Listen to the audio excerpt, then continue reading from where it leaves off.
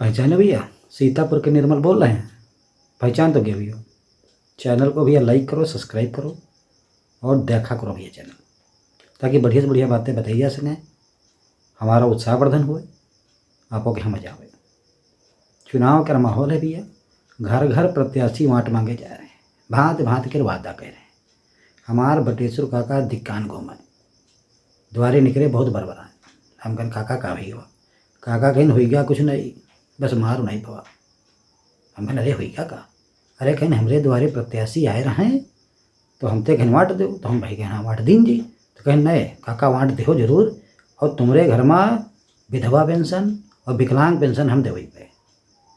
तो काका कहीं अरे हमरे घर में न कोई विधवा न कोई विकलांग, तुम्हें पेंशन। तो वही कहा लाग कि की व्यवस्था हम करवे, तुम परेशान न हो, तुम्हारे घर में ईमत न्याग पेंशन जरूर मिली, तुम वाट दे।